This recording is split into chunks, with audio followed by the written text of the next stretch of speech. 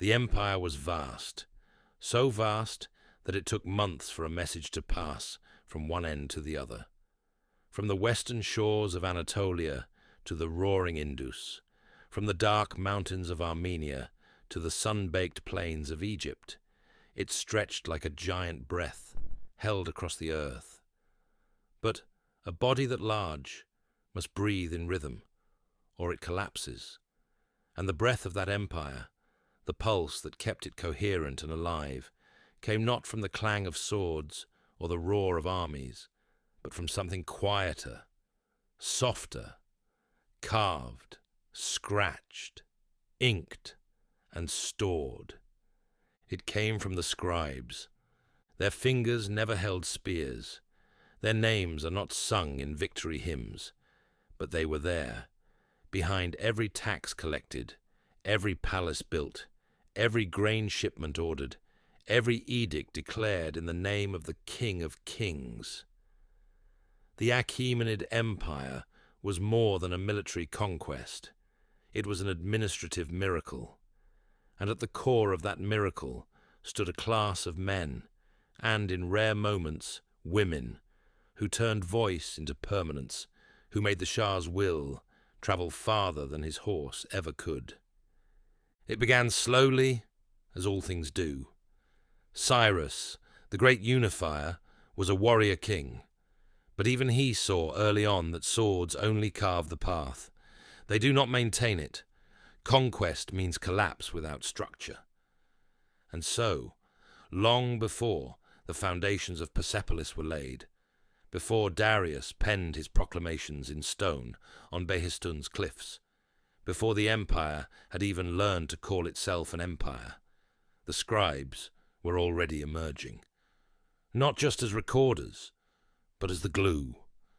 The languages of the empire were many: Elamite to the south, Akkadian to the west, Aramaic spoken in villages, markets, and royal satrapies, Old Persian, reserved for kings and carving.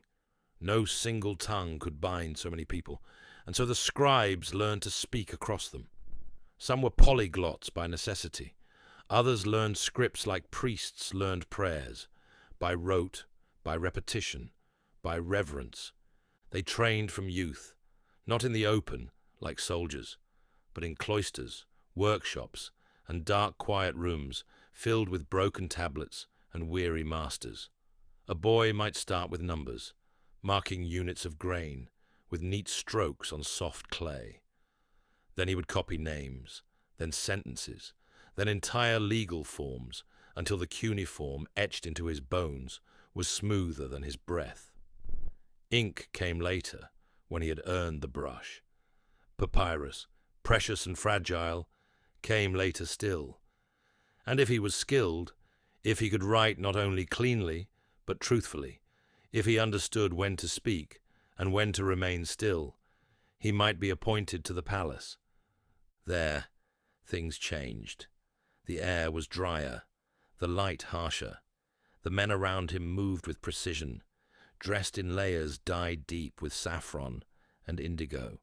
He would not speak unless spoken to. He would write only what was dictated, and he would be held responsible for every mark he made. In Persepolis, the bureaucracy was a beast fed daily. Edicts arrived from Darius or Xerxes, penned in sweeping commands that required translation, duplication, and distribution across hundreds of administrative centers.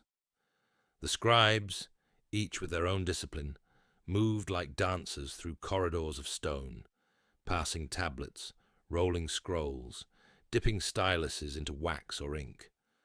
One recorded ration logs for workers quarrying limestone. Another maintained tax ledgers for the surrounding province. A third documented the transport of timber from distant Lebanon. A fourth transcribed ceremonial rites, ensuring that the flame altars burned on the correct lunar cycles. They wrote everything, and they stored everything, in rooms beneath the palace or behind walls guarded day and night. There were shelves lined with rows of clay tablets, each stamped with seals from inspectors, governors, temple officials. Some bore only numbers, others long narratives of complaint, resolution, or policy. The most sacred ones, royal decrees signed by the king himself, were copied threefold: one for the satrap, one for the archive, and one for the king's own reference. Nothing was left to memory. The empire trusted ink more than flesh. Sometimes scribes were more than mere recorders. They became advisors. If a satrap needed to determine how much tribute his region owed, he consulted a scribe. If there was a dispute between landowners, the scribe provided the older record. If a storehouse burned, the scribe's ledgers determined whether it was theft, negligence, or divine punishment. Their neutrality was sacred. Their word, when sealed and witnessed, had the power of truth. But with power comes temptation. Some scribes manipulated figures. They exaggerated quotas to earn favor, or skimmed from food allocations meant for workers. Others betrayed their silence, whispering confidential orders to rivals, or leaking plans to foreign merchants. That's why every record had a witness, why every shipment required not one seal, but three. The system trusted the word, but not the man. And so the bureaucracy became its own organism, one that constantly watched itself, audited itself, resisted rot from within. They even recorded their own punishments. A scribe caught falsifying tax data might be reassigned to labor in the provinces. Another found guilty of deception might have his writing hand broken, an act that was both justice and warning. But still, the work continued, because the Shah must know how many soldiers stand ready in Bactria, because the gold from Sardis must be weighed and documented, because when a bridge collapses, someone must sign the repair order. And always, it was the scribe. Even during celebrations, when courtiers drank and dancers twirled, a scribe sat quietly nearby, noting which guests were present, what gifts were exchanged, what oaths were made. He would write them down that night, while the music still rang in his ears. By morning, the memory would belong to the archive, not to the men who lived it. They knew, the scribes, that they would not be remembered. Their names were rarely carved, their deeds never sung, but still they worked, because empires are not built on glory alone. They are built on knowledge, on record, on accountability. Without the scribe, the king is deaf. Without the record, the law is wind. Without the archive, the future forgets. And in a palace of stone, lit by fire, where the Shah's shadow stretched long across maps of the world, a single man, bent over a table, stylus in hand, preserved that empire with every careful stroke. Not all scribes worked in palaces. Most did not. For every royal archivist, sealed in the marble corridors of Persepolis, there were 100 provincial scribes scattered across the empire, in satrapal courts, in dusty storehouses, in the back rooms of temples and treasuries. They worked by oil lamps, on stone benches, surrounded by baskets of dried clay tablets, or scrolls stacked like firewood. Their world was not ceremonial. It was practical, gritty, grounded in the turning wheels of empire. A man in Sardis might rise at dawn to record the arrival of a caravan from Lydia. He would log the names of merchants, tally the units of cargo, and note any taxation owed under imperial law. The ink would dry by mid-morning. By noon, the merchants would be on their way, but the scribe would remain, transcribing, duplicating, archiving, and finally dispatching a messenger with a summary to the capital. The document would travel farther than the man ever would, bound for Susa or Ecbatana, part of a flood of paper and clay washing endlessly through the veins of Achaemenid bureaucracy. Some scribes were itinerant, moving with military units, setting up temporary desks beside command tents. Others were embedded in temple complexes, where their duties extended beyond administration into ritual. In Zoroastrian fire temples, for instance, scribes maintained calendars of sacred days, recorded donations, and transcribed holy verses, sometimes phonetically, for communities that spoke Aramaic or Elamite instead of Avestan. Their words preserved not only order, but belief. Writing was sacred, not in theory, in fact. In many corners of the empire, to write something down was to give it life. Oral memory was revered, but writing made things permanent. It created accountability. It removed doubt. It meant the gods could see. A contract scrawled on wax or papyrus was not just a legal tool. It was a spiritual anchor. Marriages were witnessed by scribes not to satisfy law, but to sanctify bond. Land was not owned until it was written. Debt was not erased until the scribe struck through it with official authority. In this way, the scribe became a gatekeeper, not of morality, but of reality. Nothing existed in the eyes of the state unless it was written, and writing required materials, many of them precious. Clay was common in the western provinces, and the scribes of Babylonian tradition still preferred it. Papyrus, imported from Egypt, was expensive and reserved for high correspondence. Wax boards were used for short-term notes and drafts, wiped clean once copied. Ink was handmade, often charcoal or gall-based, thick and slow to dry. Styluses came in bone, bronze, or reed. In elite schools, scribes learned to make their own, because a dull stylus was worse than no stylus at all. Errors were not tolerated. If a grain tally was wrong by even a few units, the scribe might be summoned to explain. If a duplicate document did not match the original word for word, it might be discarded. Perfection was not expected, but fidelity was. Scribes learned to write with a strange humility, aware that their work might be checked, scrutinized, duplicated, erased. Yet they pressed on, because the only thing more dangerous than a flawed record was no record at all. And so, in every corner of the empire, the pens moved. In the oasis town of Hekatompelos, a scribe recorded the shifting of seasonal markets. In the highlands of Armenia, another wrote an inventory of horses fit for war. In Bactria, yet another calculated rations for a remote garrison. And, in the coastal city of Tyre, a bilingual clerk translated royal orders from Aramaic to Phoenician, ensuring that local merchants knew which harbors were taxed, which exempted. The Achaemenid scribes were not merely writers. They were translators, accountants, archivists, and, often, diplomats, because language was both a bridge and a weapon. A poorly translated edict could spark rebellion. A miswritten clause could cost the crown a month's harvest.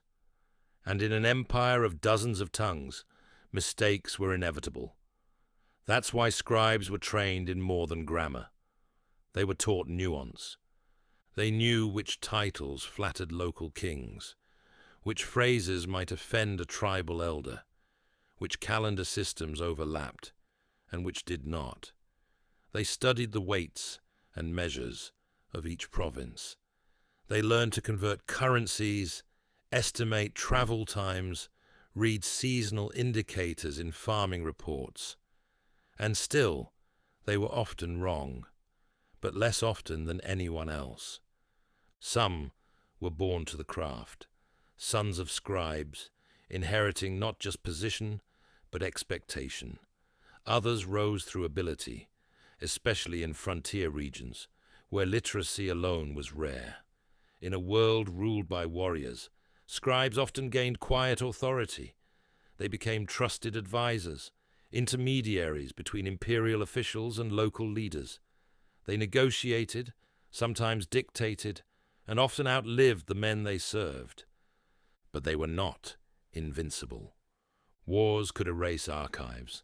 Floods could dissolve ink. Fire could reduce 1,000 reports to silence. And more often than not, political winds swept clean the names of men who had written entire decades of policy. The scribes were builders of impermanence.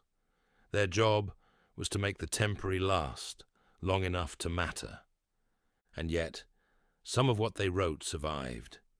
Centuries later, hidden in the ruins of Persepolis, archaeologists unearthed tens of thousands of clay tablets, some whole, others cracked, some never even sent. They were payment logs, work orders, grain tallies, delivery receipts, all written in Elamite cuneiform by scribes long dead and forgotten. But their hands still speak, their choices still echo. It is from those tablets that we know how many rations a stonecutter received in the spring of the 19th year of Darius. We know how many donkeys carried wine to the palace. We know which villages sent dates, which sent goats. We know who received wool, who received bronze. These were not grand proclamations. These were not myths. These were the details of life. And from details, we understand the shape of a world. We do not know the scribes' names, but we know their rhythm. We know their restraint. We know the care with which they wrote the word for wheat and the pause before they recorded a tax exemption. They were not kings. They were not priests. They were not poets. They were scribes. And they preserved the soul of an empire, not through blood or conquest, but through clarity, through continuity, through the silent weight of the written word.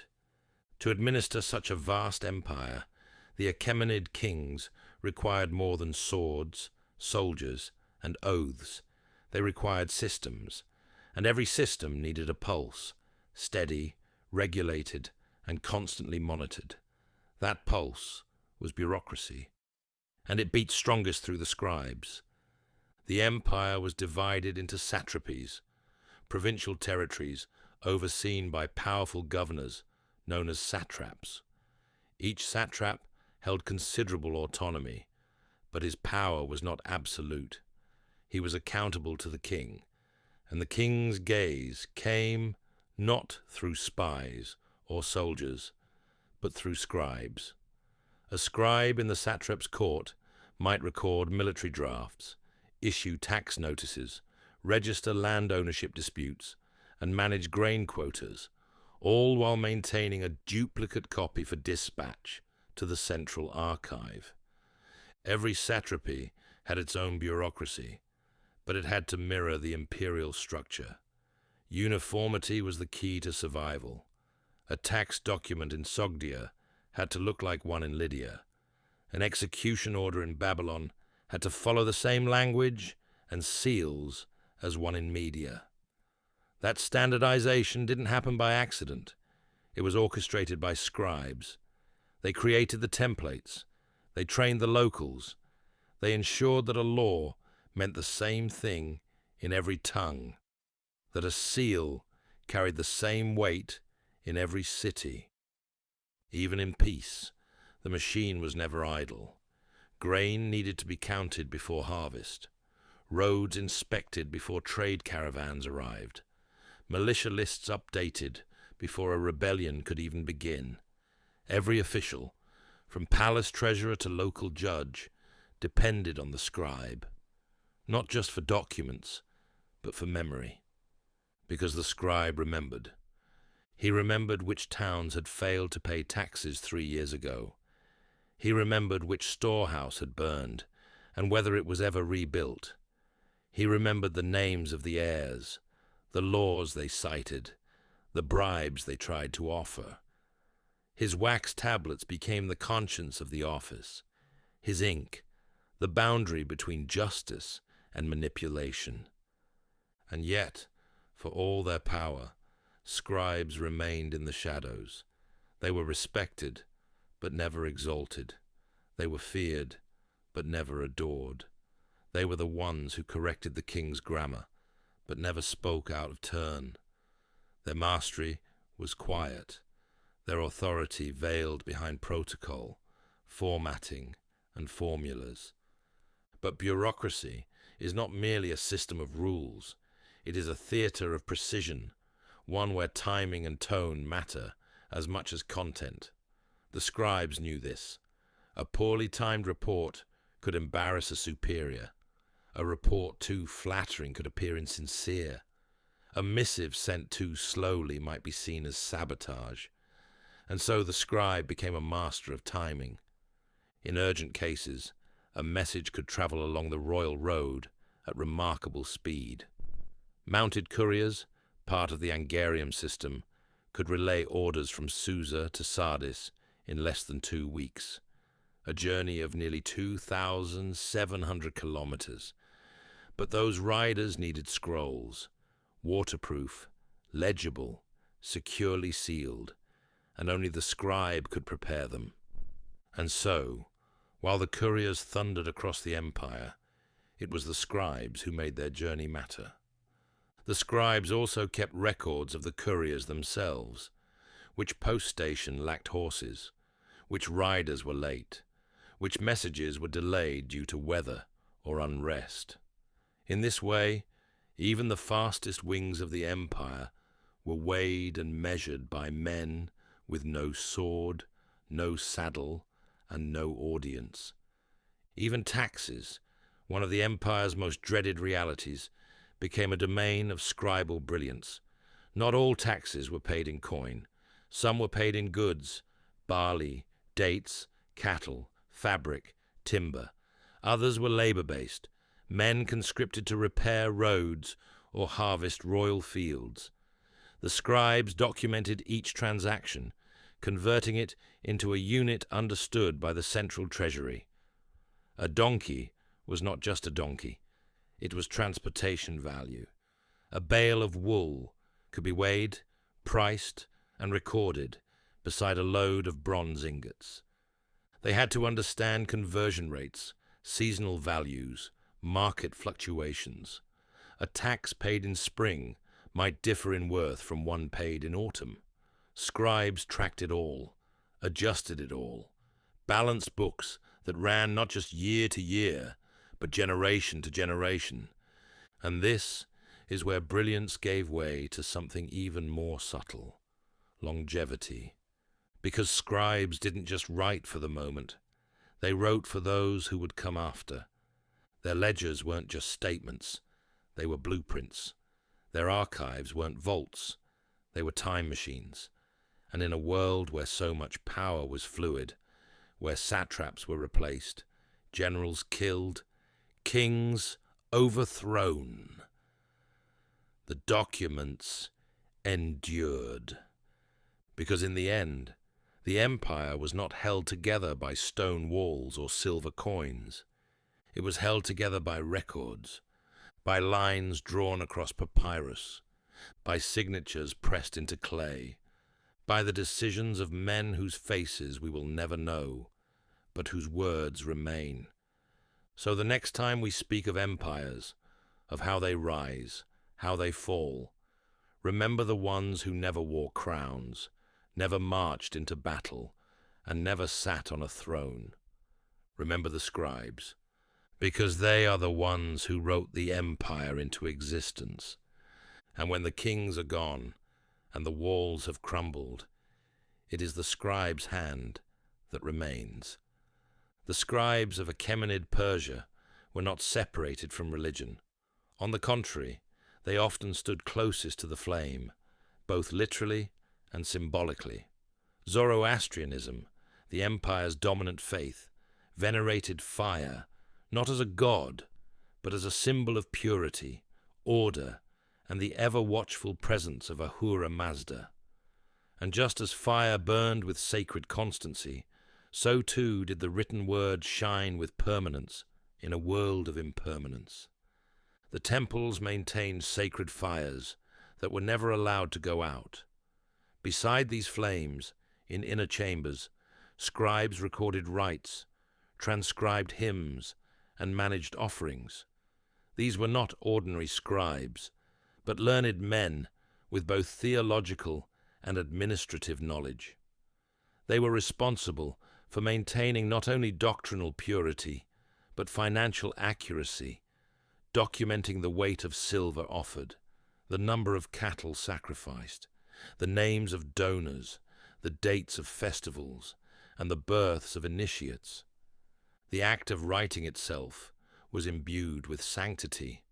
The Avesta, the central Zoroastrian text, was largely oral in origin, passed down in memorized chants, but even oral tradition found permanence under the hand of the scribe.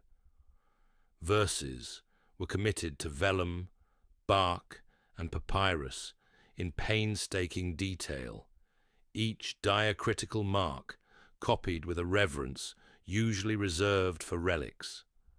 Errors in these transcriptions were not tolerated, not because they disrupted grammar, but because they disrupted the universe. You see, for the Zoroastrian mind, as for many ancient cultures, the cosmos existed in a constant struggle between Asher, truth, order, and Druj, lie, chaos. The scribe's duty, therefore, was not just to record reality, but to uphold Asher. To get the word right was to reinforce cosmic balance. To write it wrong was to invite decay. The line between clerical error and spiritual failure was thin and terrifying. It was not uncommon for a scribe in the service of the temple to ritually purify himself before copying sacred texts. He might fast, bathe, or recite prayers. His tools, stylus, ink, parchment, were consecrated before use. If he made a grave error, the document might be ritually burned, not discarded. And in extreme cases, the scribe himself might retreat from duty until forgiven through penance. This intense ritualization of writing elevated the act beyond bureaucracy. It placed the scribe among the holy, a quiet sentinel of both empire and eternity. But it also made the archive a battleground of ideologies, because not all scribes served the same master. In satrapal regions, where foreign traditions prevailed, Babylonian, Egyptian, Greek, the scribes often served both crown and cult. They would record Zoroastrian rites by day, then document local temple inventories by night. They knew the lexicon of Ahura Mazda, but also the terms of Marduk, Isis, and Apollo. This made them indispensable and suspect. Royal scribes occasionally intercepted scrolls written in unauthorized languages or scripts. Some edicts prohibited the use of certain terms, and while religious tolerance was a hallmark of Achaemenid rule, bureaucratic standardization was not optional. All religious transactions had to be traceable, legible, taxable. Faith was free, but it had to be accounted for. So the scribes walked a line. They documented rituals they did not believe in. They translated prayers they did not recite. They made themselves bridges between systems of thought, conduits through which the empire could absorb without unraveling. And what bridges they were. In one known example, a scribe in Ecbatana recorded a joint ritual between a Zoroastrian fire priest and a Babylonian astronomer. The occasion, a solar eclipse, deemed significant by both traditions. The scribe logged the event, translated both sets of invocations, and even noted the time of shadow across the temple courtyard. That tablet, now broken and scattered across museums, is not just evidence of astronomical record-keeping. It's a monument to the quiet diplomacy of scribes. They reconciled timelines. They merged calendars. They made coexistence legible. And they preserved unity where swords could not.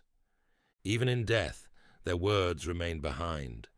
Tablets buried in collapsed storerooms, scrolls sealed in clay jars, fragments of treaties, prayers, tax receipts, wedding contracts, unearthed by hands millennia later.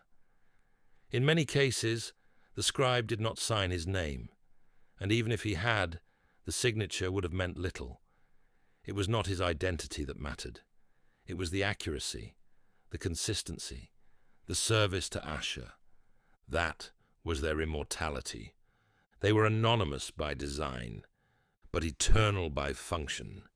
And perhaps that is the truest measure of power. Not that your name is remembered, but that your actions continue, silently, indefinitely, beyond recognition. The scribes of Achaemenid Persia, those bent-backed, sharp-eyed, ink-stained men, did not merely serve kings or temples. They served time itself. While the scribes of the temples worked in sacred rhythm with flame and divinity, those serving in the civic and political spheres bore burdens just as profound, though cloaked in the language of law, land, and legacy. In the satrapal courts, the scribes formed the skeleton of governance. They made the ephemeral visible, agreements, commands, disputes, all transformed into matter, things that could be held, reviewed, and judged. The Achaemenid courtrooms were not places of fiery oratory and sudden verdicts. They were places of record, of comparison, of prior precedent. When a man claimed a neighbor had stolen his ox, or when two brothers fought over inheritance. The court did not ask only for witnesses. It asked for documents. What had been written? When? Who had sealed it? Was it duplicated and filed? Could it be retrieved from the archives? And the scribe, silent until spoken to, was the one who either revealed justice or exposed its absence. He would open a scroll or tablet, flatten it on the table, and read aloud. His voice was not dramatic, it was not impassioned, but it had power, because in that moment he was not simply reading the words of a long-dead official. He was resurrecting an earlier moment of law, invoking it into the present, like a spirit summoned from clay. Sometimes nothing was found. The claim could not be verified. The document, if it ever existed, had been lost, or falsified, or never made. And in such cases, the scribe's silence was louder than any verdict. The truth, in Achaemenid justice, was often what the scribe could prove. But their work was not only retroactive, it was also profoundly proactive. Every transaction that had the potential to cause conflict was preemptively written down. The size of a land grant, the weight of silver paid in dowry, the terms of a business partnership, the schedule of a caravan shipment. The scribes created peace by narrowing the space where misunderstanding could grow, and in doing so, they reduced the need for violence, not by suppressing it, but by recording over it. But what happened when the scribes themselves became compromised? No system is perfect. Even in an empire that valued order, corruption could take root, not in the dramatic fashion of coups or conspiracies, but in quiet acts, a falsified seal here, an inflated number there, a bribe slipped in a basket of grapes. The Achaemenids knew this, and so they built within their bureaucracy a system of watchers, auditors, themselves scribes, who moved across the empire inspecting the work of others. They arrived unannounced. They requested records, compared duplicates, checked seals against the central registry, interviewed those who had supposedly signed or witnessed transactions, and when they found discrepancies, they didn't bring soldiers. They brought scrolls. The punishment for scribal corruption varied. In some cases, it was dismissal and disgrace. In others, physical penalties, beatings, mutilation, public humiliation. But perhaps the worst was erasure. A corrupt scribe could have his name removed from the archives, his work invalidated, his seals burned. He would not be remembered as wicked, but as non-existent, and for a man whose life was measured in written permanence, there was no deeper abyss. And yet, despite these risks, the system endured, not because the scribes were saints, but because the structure they inhabited was self-aware. It anticipated failure, it documented doubt, and in doing so, it allowed the empire to continue without illusion. The scribes even recorded revolts, not just from enemies, but from within. When a satrap rose against the king, the scribes chronicled it, the dates, the proclamations, the movement of troops, the letters intercepted. And when that satrap was crushed, his records were often seized, not destroyed, but absorbed, catalogued, placed into the archive like the bones of a dead animal arranged for study. Nothing was lost unless deliberately erased. The empire understood that knowledge, even hostile knowledge, was power. In this way, the scribes became the collectors of every triumph and every wound. They did not celebrate, they did not mourn, they merely preserved.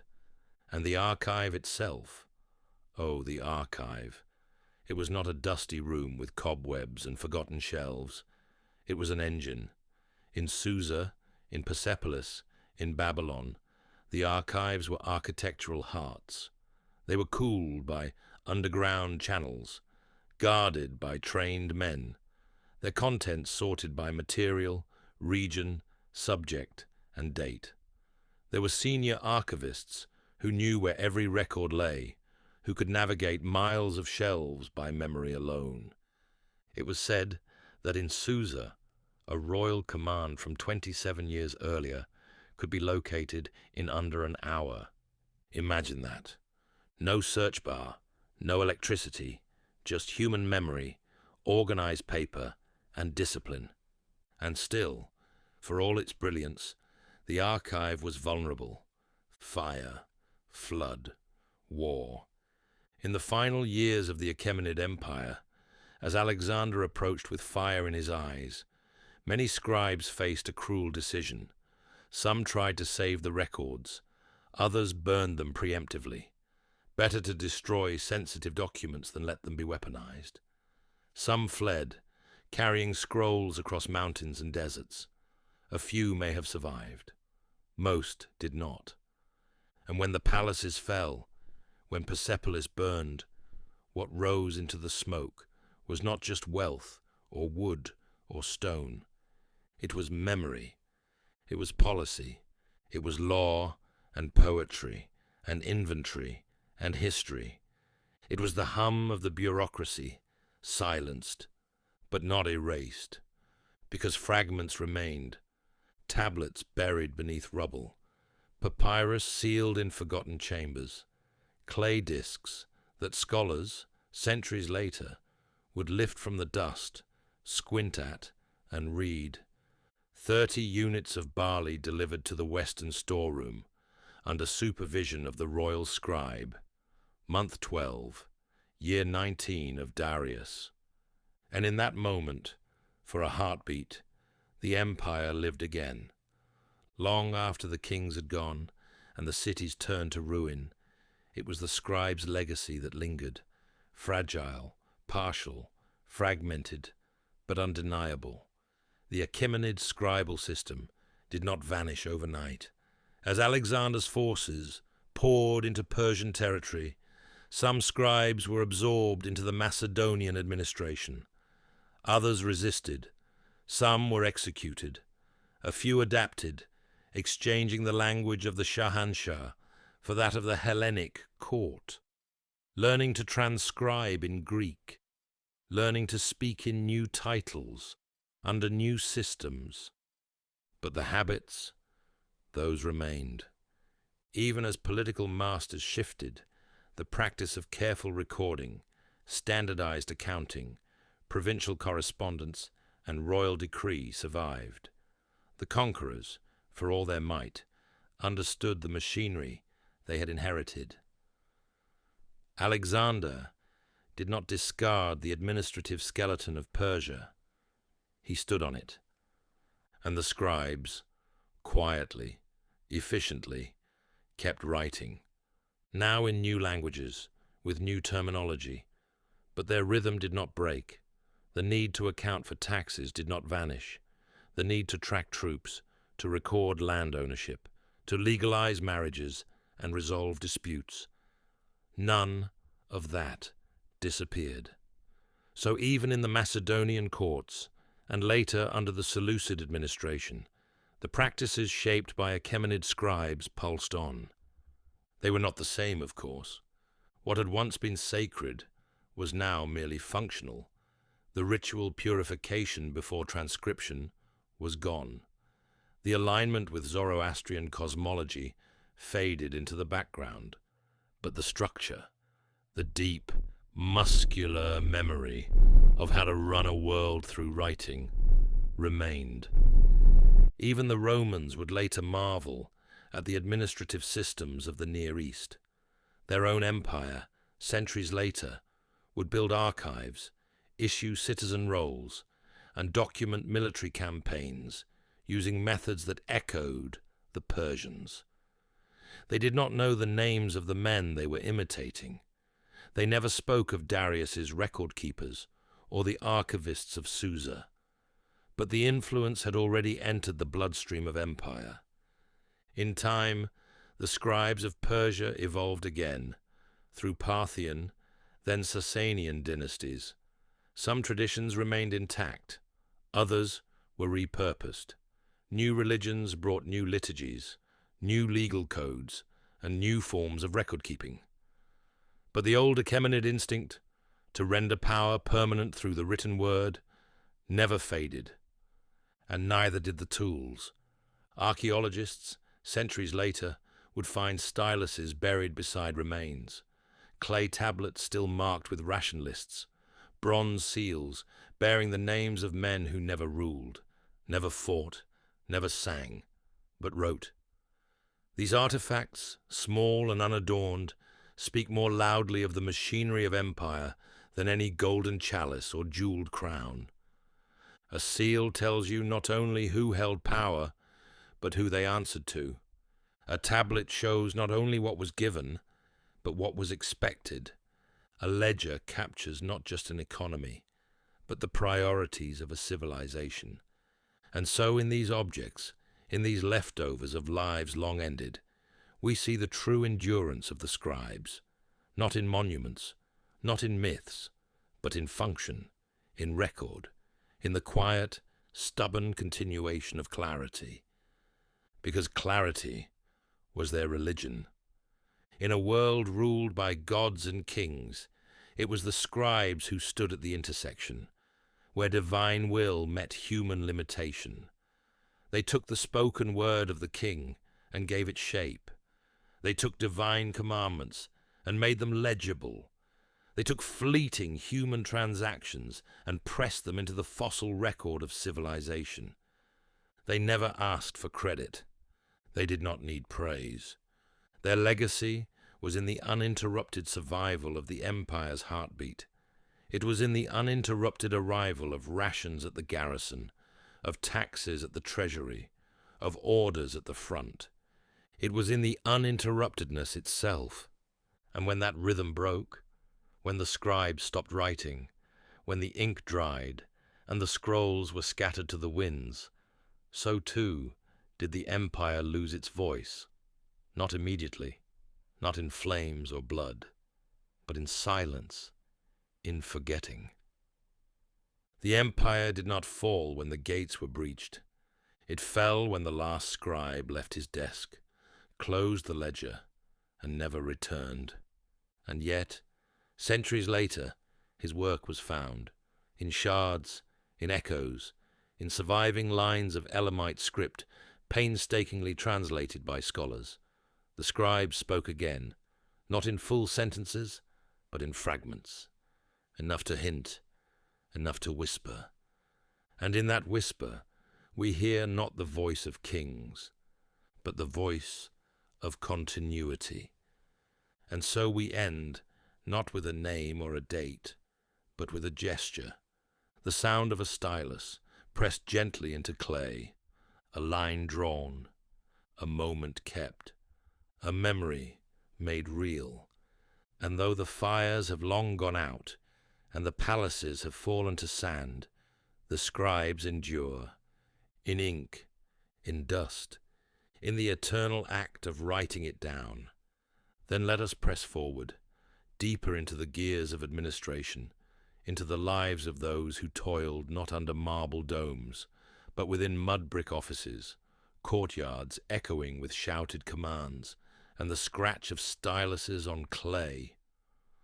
Let us descend into the humbler yet indispensable chambers where the empire's sinews were stretched tight and made to function, where bureaucracy met the brutal churn of daily reality. Away from the dazzling palaces of Persepolis and the opulence of Susa, there existed a quieter empire, an empire of worn-out sandals, sun-beaten clerks, dust-choked corridors, and cold stone benches. This was the world of the satrapal bureaucracy, the outermost layer of imperial muscle that held together the 1,000 small towns and cities from Bactria to Sardis. And at the heart of this layer stood the scribes, whose task was not to interpret grand edicts, but to translate imperial will into daily logistics. It was here, more than in the throne room, that empire became lived reality. A satrap's office might be simple or grand, depending on the wealth and location of the province.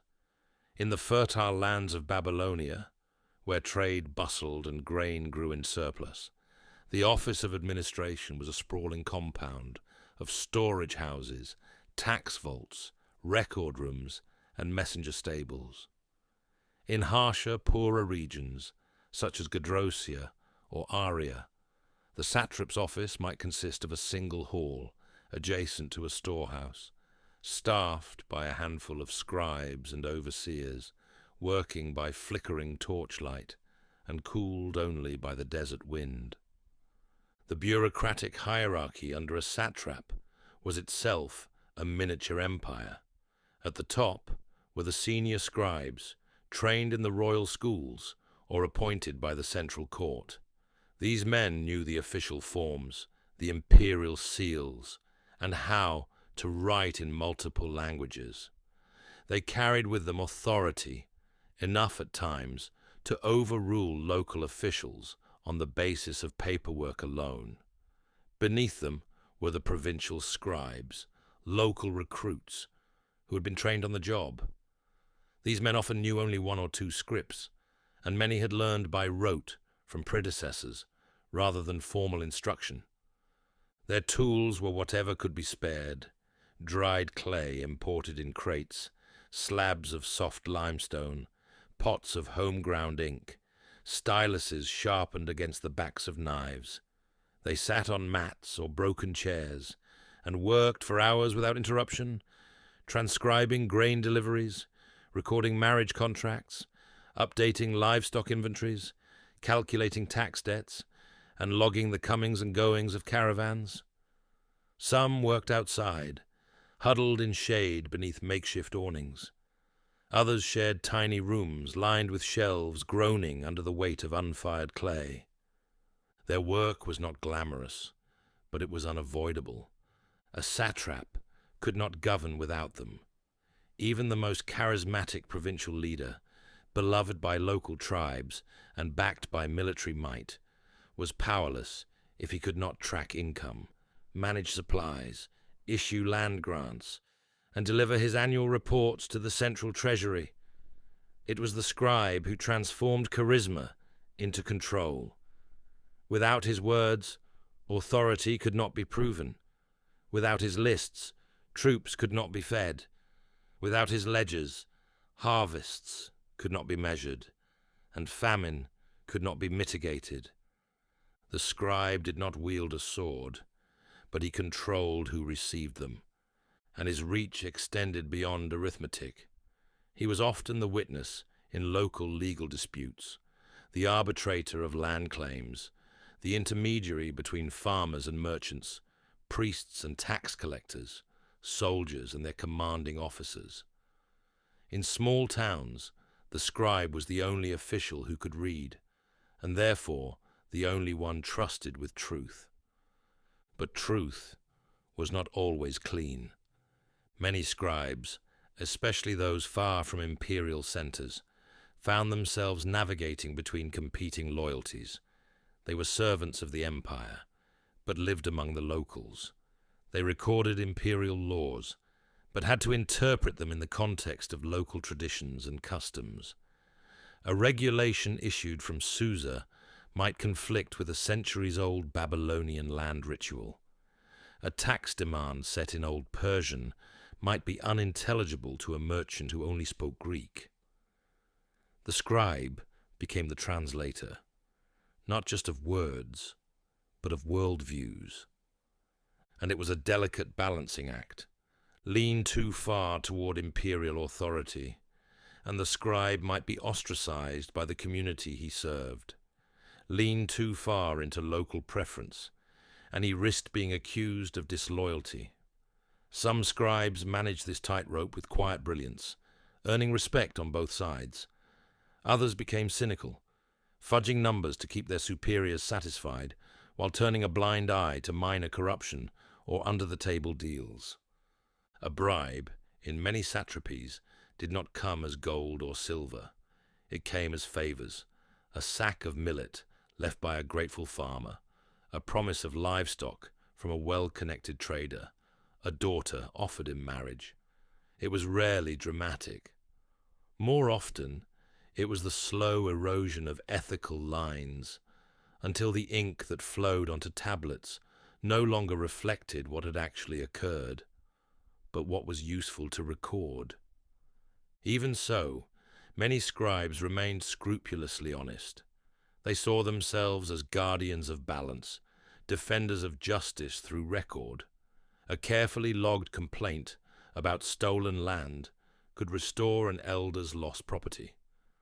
A discrepancy in a tax ledger might save a village from overpayment. The scribe's loyalty in such cases was not to man, but to the process. And the process was sacred. Forms had to be followed, numbers had to align, seals had to be unbroken, duplicates had to match. A tax record submitted to the central government might pass through 10 sets of hands, each checking for errors or irregularities. A single misaligned mark could invalidate the entire document, and the satrap would be called to account, not with excuses, but with facts. So the pressure on scribes was immense. They worked late into the night, especially near tax season or during harvest reporting periods. Their hands cramped, their backs ached, their eyes strained from reading in poor light, but they knew that their work would travel, perhaps all the way to the king's archivists themselves. They knew that an error today could bring punishment not only upon themselves, but upon the communities they served. In rare cases, their service was recognized. A letter of commendation from the central treasury, a promotion to a larger satrapy, even, once in a generation, an invitation to join the imperial scribal corps in Persepolis or Susa. But most served in silence, their names known only locally, their writings unsigned, their contributions folded into the larger, faceless machinery of empire. And yet, when we read the records that survive, grain tallies, birth logs, cargo lists. We feel them. We see their care in the way the numbers are aligned. We sense their anxiety in the overwriting of a misdrawn character. We glimpse their fatigue in the smudged corner of a long inventory list. These are not just records. They are fingerprints, traces of real human effort, proof that the empire was not built by kings alone, but by thousands of unseen hands, each carrying a pen, each contributing a line. And so, in the dusty satrapal offices, far from royal eyes, the heartbeat of Persia was written in quiet, slow, deliberate strokes, not by generals, not by priests. In a realm as vast as the Achaemenid Empire, stretching from the Indus River to the Aegean Sea, communication was not just important, it was the difference between life and collapse. With over 70 diverse ethnic groups, dozens of languages, and immense geographical variation, the state could not rely on presence alone to maintain cohesion. It relied on the transmission of information, and it was the scribes who made it possible. At the heart of the empire's communication network was the Angarium, a royal postal system that became a model for generations to come. The Angarium was more than a network of couriers. It was an infrastructure of intelligence, a logistical marvel built to turn time into a weapon. Orders that might take months to deliver by caravan could now be relayed in mere weeks, sometimes days. The king in Susa could issue a decree, and in less than 2 fortnights it would be read aloud in Sardis or Ecbatana. This was not magic. It was scribal efficiency. The message began with the scribe. A decree, once formulated, was dictated or handed to a court scribe who rendered it into the proper language and form. This was no simple transcription. A decree destined for a Greek-speaking satrapy would be written in a version of Aramaic or Old Persian, intelligible to interpreters. A letter meant for an Elamite administrator might include not just translation, but accompanying clarification or commentary embedded within the scroll margins. Every nuance mattered. The tone had to be assertive but respectful. The wording clear but not threatening. Once written, the message was sealed, not just to prevent tampering, but to certify authenticity. The seal was more than a stamp. It was a symbol of trust, carved in stone, pressed into wax or clay, and affixed to the scroll. Without the correct seal, the courier could not proceed through the royal stations. Forging a seal was treason. Misplacing one was ruin. The moment the scroll was ready, it was handed to the Angarium. Couriers rode hard from one relay station to the next. These stations were spaced along the royal road and other arterial routes of the empire, with fresh horses and supplies waiting. A courier might ride 60 kilometers in a day, then pass the message to a fresh man and horse at the next outpost. In this way, the information never slept, even if the men did. The scribes at each station had their own roles to play. At the relay points, scribes kept logs of every dispatch that passed through. They recorded the time of arrival, the courier's name, the condition of the seal, the destination, and any anomalies along the way. If a rider arrived late, or without a scroll, or with a broken seal, it was documented immediately. A duplicate report would then be sent back along the route to alert the originating satrapy. This created an unbroken chain of accountability, from pen to horse to destination. And this system was not used only for royal decrees.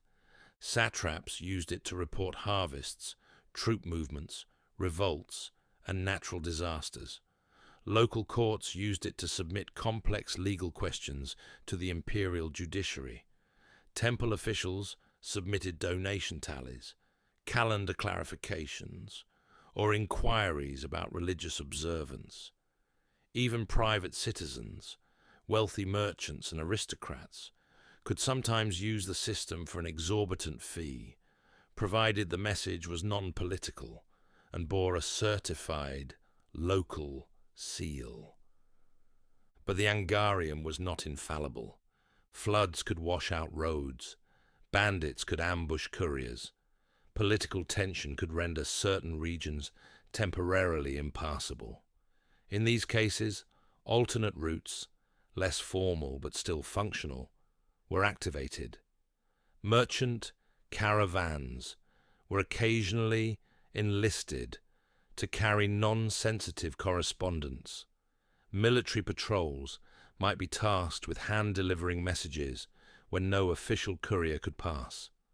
In all these cases, it was the scribe who adapted. He rewrote the message if needed. He provided summaries when time was short. He created multiple copies, one to go by the official route, one by an alternate, and one to be kept in the local archive in case neither arrived. He trained junior clerks to replicate his work under pressure, maintaining speed without sacrificing accuracy. And when a message failed to arrive on time, it was he who reconstructed the event, piecing together station logs, courier names, and timings to determine where the breakdown had occurred. It was, in essence, an empire of ink in motion. The scribes kept the information moving, and that movement became the empire's pulse. Each scroll was not merely a container of thought, but an extension of command. A delay could mean the late arrival of reinforcements. A misunderstanding could mean riots in a distant city. A missing word could alter a judgment, costing a man his life or freedom. Scribes knew this. They felt the weight of each line, each abbreviation, each numerical figure. They also maintained archives of transmission. These were separate from regular records, special registers tracking which messages were sent, to whom, on what date, by which courier, and whether a response was received. If no response came, the scribe was responsible for initiating a resend protocol, either duplicating the scroll or issuing a follow-up query to determine if the original message had been lost, misrouted, or deliberately suppressed. In this way, the Achaemenid scribes created not just a system of communication, but a system of echoes in which each message was expected to return, or at least to acknowledge its receipt. Silence was suspicious. Delay was dangerous. And so every message written was an act of trust in the courier, the reader, the road, and the very idea that words could cross an empire and still mean what they meant when first inked. And most of the time, they did, because the scribes ensured it, with language tuned like a string, with seals as precise as fingerprints, with a network of record-keeping so dense that even lost words could be traced back to the moment they vanished. So when we marvel at how the Achaemenid Empire held together for 2 centuries, without radio, without telegraphs, without printing presses, we must remember the roads, yes, but above all, we must remember the pens that connected them. No empire survives without revenue.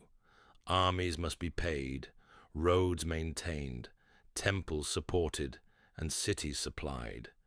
The Achaemenid Empire, for all its splendor, depended not on conquest alone, but on collection. It was an economy built on obligation, on what subjects owed their king, and what scribes recorded in return. At the center of this vast financial machinery was not the satrap, nor the treasurer, but the scribe. It was he who made economy legible. The coinage, the crops, the conscripted labor, all passed through the filter of his stylus. Without him, there was no budget. Without his records, there was no treasury. Without his precision, there was no empire. Tribute came in many forms. In some regions, it was silver staters or darics, coins stamped with the image of the king, or local symbols of authority. In others, it came as livestock, herds of oxen, goats, or camels, counted and corralled at seasonal intervals. Further east, tribute arrived in the form of luxury goods, indigo dye, lapis lazuli, aromatic resins, fine textiles. Even labor itself, weeks of service on royal construction projects, could be offered in lieu of currency. The scribe's role was to quantify the unquantifiable. What was a string of pearls worth compared to a month of road repair? How many goats equaled the standard tribute from a grain-producing satrapy? These were not philosophical questions. They were practical necessities, and the empire couldn't function on vague promises. Everything had to be converted into standardized units, entered into ledgers, and accounted for. To accomplish this, the scribes maintained conversion charts. These tables, rarely surviving today, likely listed equivalencies based on weight, rarity, distance from origin, and strategic value. A bronze weapon might count as half a sheep. A rare dye might be worth 5 days of skilled labor. These calculations were dynamic. If a drought reduced the cattle population, the value of livestock rose accordingly. If a mine flooded, silver tribute might be replaced by an obligation to provide stone or timber. Scribes kept running tallies of these shifts. Each region's tribute was not static. It was adjusted annually based on yield reports, census records, and local stability. A province suffering from war or famine might have its tribute lowered temporarily. Another, enjoying trade booms, might be taxed more heavily. These decisions were made by governors, but based on scribal reports, and the records were duplicated. One copy remained in the local satrapal archive. Another was sent to the central treasury at Susa or Persepolis. A third might be carried by a courier to a regional overseer, tasked with spot-checking the satrap's honesty. Discrepancies were cross-referenced months or years later. If a satrap claimed to have delivered 3,000 bushels of barley, but the central warehouse only logged 2,000, an investigation followed. The scribe's handwriting, seals, and signature would be scrutinized. Any inconsistencies in date, material, or script would be cause for suspicion. In some cases, the scribes themselves became investigators. They were dispatched to distant provinces to conduct audits, reviewing storehouse inventories, tax receipts, temple donations, and royal expenditures. They examined the condition of livestock, measured grain reserves, and calculated how many laborers had reported for duty during temple-building seasons. They interviewed witnesses, read old ledgers, and compared reports to reality. If they uncovered fraud, they did not wield weapons. They wielded numbers. They submitted reports, cold, clean, undeniable, a missing ledger entry, a duplicate receipt, a seal misaligned, a signature forged. These quiet details could end a satrap's career, or even his life. Scribes were not executioners, but their findings delivered judgment more effectively than any blade. But even in peacetime, their work was relentless. Each tax cycle brought floods of information. Cargo manifests from port cities, crop yield summaries from village scribes, land ownership updates, inheritance transfers, merchant tariffs, toll road revenues.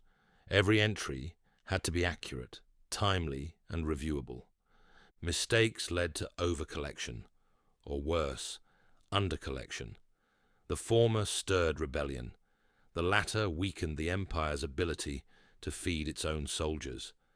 And so the scribe sat, hunched and blinking in lamplight, reconciling sheets of parchment thicker than his forearm, his fingers ink-stained, his margins filled with corrections. Sometimes he worked alone, sometimes with apprentices, always under pressure. He did not command battalions, but his errors could destroy them. He did not sail the empire's waters, but his miscalculations could ground fleets. He did not harvest fields, but his oversight could starve cities. And yet, for all this, the scribe remained faceless. His name was rarely carved in stone. His deeds were not sung, but his ledgers, silent, methodical, unfailing, became the lifeblood of administration. Even the great kings, in moments of crisis, turned to them. When Xerxes faced unrest in Egypt, he consulted tribute records to understand the local economy before sending troops. When Darius wanted to launch his Great Canal project, linking the Nile to the Red Sea, it was scribal surveys that mapped out the labor pools, the water levels, the supplies needed. The king made the decree, but it was the scribe who made it possible. And when that project was completed, it was the scribe who recorded its success, for history, for audit, for permanence, for the moment when a future king might ask, "How did my ancestors achieve this?" And a scroll, perfectly preserved, would answer. In a world where territory was power, land was more than geography. It was the foundation of status, wealth, survival, and service. And yet land was also fragile, prone to dispute, theft, erosion, and confusion. Without a reliable system of registration, even the grandest empire would tear itself apart in border squabbles and rival claims. The Achaemenids understood this. So did their scribes. From the richest noble estates to the humblest village plots, land ownership in Persia was a scribal reality. It existed on scrolls, tablets, and registers long before it was marked with stones or fences. A man might live on a hill his entire life, plant trees, and raise goats, but unless a scribe had written his name beside it, with the appropriate seals and witnesses, it was not his, not legally, not protectably. This legal architecture began with cadastral surveys, systematic records of land parcels, their dimensions, value, usage, and ownership. Scribes were tasked with mapping fields, noting boundaries, cataloguing terrain types, and describing adjacent properties. In most regions, this was done not through abstract maps, but through written description. From the large sycamore by the northern stream to the stone where the two rivers meet, thence to the southern slope of Mount Rava. Each parcel was given an identifier. Each owner was logged with familial lineage, profession, and obligations, such as tax burdens or service requirements. These records were updated every few years, especially after natural disasters, inheritance transitions, or population shifts. They were stored in regional offices, duplicated for satrapal review, and in the most strategic cases, entered into the Royal Land Registry. That registry was more than a list. It was a map of loyalty. Landowners were not just citizens, they were contributors. Their productivity was tracked, their absences noted, their deaths recorded, and it was the scribes who compiled this living ledger, often revisiting the same families over generations. They knew when a man's property expanded suspiciously, when a widow's share was being encroached upon by cousins, when a village priest had quietly shifted temple land into private use. Disputes were inevitable. So the scribes served as witnesses, judges, and experts in court. A land dispute brought before a local administrator was meaningless without documents. The litigants would present their claims, but it was the scribe who opened the archive, found the record from 30 years earlier, and read aloud the dimensions and ownership as originally entered. His word, backed by writing, carried more weight than memory, family testimony, or emotional appeal, and his presence deterred conflict. In many cases, disputes never reached court because the scribe had already verified ownership at the beginning of planting season or noted changes during tax season. His preventative vigilance saved the empire untold costs in conflict resolution. He was not merely a bureaucrat. He was stability in human form. Inheritance brought its own challenges. Persian inheritance law, flexible and regionally variable, nonetheless depended on documentation. A father's will might be verbal, but the land could not legally change hands without scribal certification. Sons, daughters, and widows all had potential claims, often complicated by multiple marriages, adopted heirs, or debts. The scribe's job was not just to write the transfer, but to verify its legitimacy. He checked for existing claims, unpaid taxes, and witness testimonies. In larger cities, scribes even maintained family ledgers with genealogical charts, marriage contracts, and birth records, allowing administrators to cross-check claims. When a childless noble died, the imperial court could examine his family history and determine if the land should revert to the crown, pass to a cousin, or be auctioned. And so scribes became keepers of bloodlines in a very real sense. They recorded births, often in relation to inheritance or taxation. Newborns in noble houses were logged immediately, especially if they altered the line of succession or future obligations. In rural communities, midwives might report births to temple scribes or village clerks, who compiled the names for the next census. Censuses were the empire's most ambitious scribal efforts.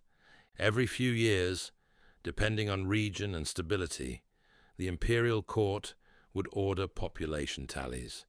These were not casual headcounts. They aimed to log every individual by name, age, gender, profession, and household. Special attention was given to taxable adults, able-bodied males eligible for labor conscription, and skilled tradesmen. Children were counted to project future tax burdens or military potential.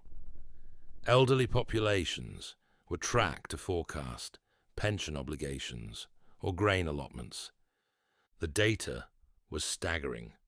In populous satrapies like Egypt or Mesopotamia, scribes might spend months traveling from village to village, interviewing households, verifying names, measuring land, and tallying livestock. They carried ink pots on belts, wax tablets strapped to arms, and heavy scrolls wrapped in linen. Every evening, they copied the day's notes into formal entries, verified by local elders or priests. Every week, those records were bundled and sent back to the satrap's capital for collation. It was not unusual for census teams to be guarded by soldiers, especially in regions known for rebellion or mistrust. And indeed, the census was sometimes resented, not because people disliked being counted, but because they feared what the count might bring: higher taxes, conscription orders, or loss of land. Still, most complied, because they knew, without a record, they had no defense. And so the empire was mapped not only in geography, but in humanity. Village by village, field by field, name by name, the scribes rendered the people visible to power, and power answerable to the people. And though those names are now mostly lost, blown away with the desert wind, buried beneath millennia of ash and dust, the lines they drew remain, in walls still standing, in canals still flowing, in borders still recognized. The scribe did not raise cities, but he recorded their birth. He did not father families, but he ensured their legacy. He did not sow wheat, but he determined where it would grow, and in doing so, he became not merely a witness to empire, but a gardener of its continuity. Temples in Achaemenid Persia were not merely places of prayer. They were economic engines. They owned land, employed laborers, collected tribute, distributed food, and issued loans. They were warehouses of grain, employers of artisans, and holders of sacred law. They stored relics, hosted rituals, and served as centers of education and literacy. And at the heart of all this activity, silent, methodical, tireless, stood the temple scribe. Unlike the scribes who worked in satrapal courts or urban tax offices, temple scribes often had religious training or came from priestly families. They were not simply literate, they were initiated. They understood the language of ritual and doctrine, and knew how to translate divine intention into administrative record. For them, writing was not just a skill, it was devotion. Their work began with the temple's holdings. Temples were often the largest landowners in a city or province. Their fields were worked by tenant farmers, their flocks grazed by hired shepherds, and their granaries filled by donations and taxes in kind. Every transaction had to be recorded. Every plot of land tied to the temple's domain had a history. Who donated it, under what condition, for how long, and with what spiritual stipulations. Some land was gifted for eternal prayers in the donor's name. Some was given to atone for crimes or to secure a marriage blessing. Others were bribes in all but name, disguised as piety but politically motivated. The scribe recorded all of it. He maintained scrolls that listed every field's boundaries, crop yields, laborer assignments, and seasonal obligations.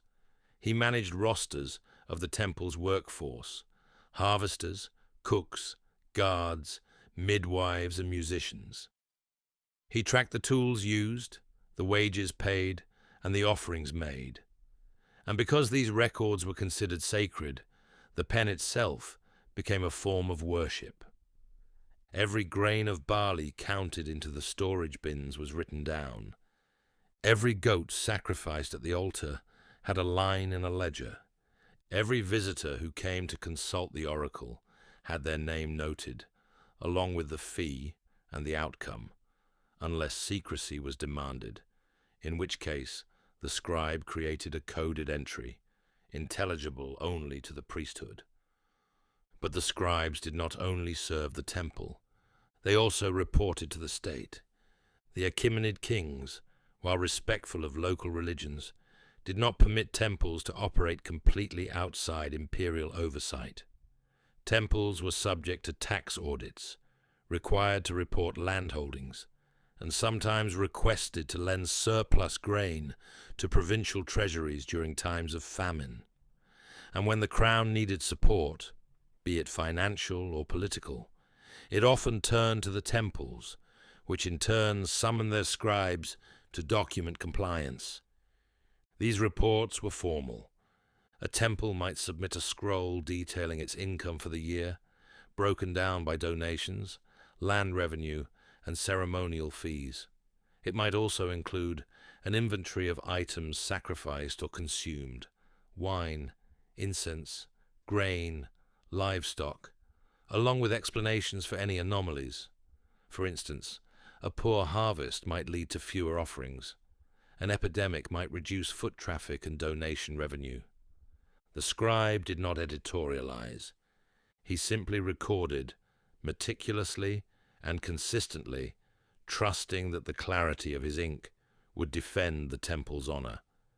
In some cases, temples received land grants from the state, endowments meant to reward a particularly loyal priesthood or to ensure that public religious rituals continued even in lean years.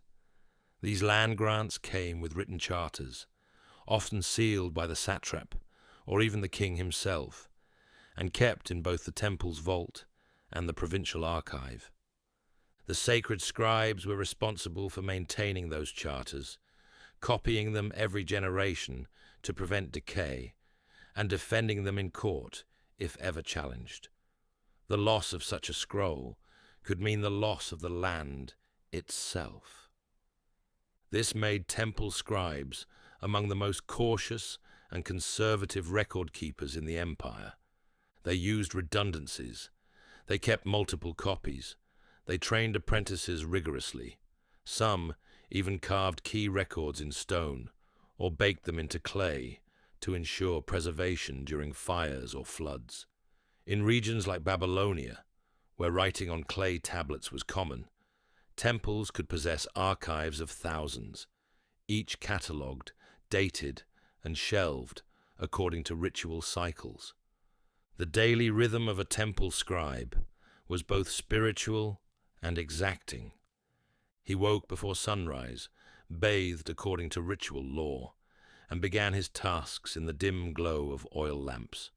He recorded the offerings made at dawn, updated the granary inventory, checked off scheduled sacrifices, noted incoming donations, and transcribed hymns or prayers dictated by priests. In the afternoons, he met with temple workers, settling disputes, managing payroll, or certifying work completion. In the evenings, he wrote summary reports, archived the day's scrolls, and when necessary, copied older texts for preservation. His writing tools were sacred instruments, styluses carved from cedar, ink mixed according to temple recipes, scrolls blessed before use. Errors were not merely professional mistakes. They were ritual blemishes. Some scribes fasted for a day if they made a serious transcription error. Others destroyed and recopied entire scrolls for a single mistake. Because the god, however named, was watching. And though temple scribes operated under the divine gaze, they still existed within the imperial machine. In times of war, temples might be asked to fund campaigns or shelter refugees. In times of famine, they were expected to distribute stored grain, not freely, but under scribal supervision, to ensure fairness and documentation. During royal visits, scribes organized offerings, drafted welcome speeches, and arranged ceremonial rituals to honor the king. They then wrote reports of the event, which were sent to both temple and satrapal archives. Even the calendar was scribally regulated. Temples followed religious calendars that did not always match civic calendars. The synchronization of these systems, so that festival taxes did not clash with imperial deadlines, or that holy fasts did not conflict with construction labor, was a scribal task. Some scribes were trained in multiple calendrical systems, allowing them to translate time itself across administrative and spiritual domains. And still, they remained largely invisible. Their names were known within the temple walls, perhaps honored in priestly succession lists, or commemorated in a corner of the archive. But to the outside world, they were anonymous custodians of harmony, ensuring that spirit and state, prayer and policy, sacrifice and supply remained aligned. Without them, gods would not have been fed. Without them, taxes would have gone unpaid. Without them, temples would have burned, not from flames, but from disarray. And so the temple scribe endured, not as a voice, but as a steady hand. a still point in the turning world, a silent architect of sacred order. War, in the ancient world, was not simply fought, it was managed. To move tens of thousands of soldiers across mountains, deserts, and foreign lands required not only strength, but structure. The Achaemenids, masters of logistical empire, understood that armies marched as much on organization as they did on rations. And it was the scribes who provided that structure, not with orders barked from atop horses, but with lines inked in quiet clarity beneath the fluttering standards of the king. A military scribe's life began at the muster point. When troops were summoned, either for defense or conquest, it was the scribe who registered every soldier. Names, origins, weapons issued, mounts, training level, family contacts, everything went into the muster scroll. Units were grouped, not only by role, infantry, cavalry, archers, but by ethnic origin, since the Achaemenid army was famously multinational. From the Saka of the steppes to the Ionian Greeks, each detachment had unique languages, needs, and pay expectations. The scribe had to understand them all.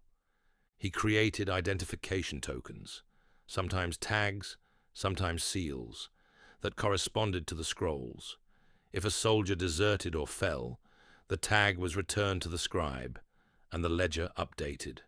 In battle, as arrows flew and horns roared, the scribe often stayed in the rear lines, protected but alert, documenting movements, logging injuries, and, after the dust settled, counting the dead. But their job did not begin or end with names. They also handled supply logistics. Every army needed food, water, weapons, and shelter. Military scribes worked with quartermasters and engineers to log how much wheat was needed per day, how many transport animals had been loaded, how many spare bows and javelins were issued. If a supply line was disrupted by flood, banditry, or poor planning, it was the scribe who diagnosed the failure. His records tracked the origin, route, and arrival of every shipment. If a caravan of grain went missing, the route logs helped retrace its path. If a weapons cache arrived understocked, the original scroll showed whether the mistake occurred at the forge or on the road. They were not merely bureaucrats. They were diagnosticians of movement. And when campaigns moved far from Persian centers into Egypt, Thrace, or India, military scribes became ambassadors of order. They created temporary administrative hubs, assigned local interpreters, mapped supply routes, calculated rations based on regional crops, and even transcribed battle reports for the king.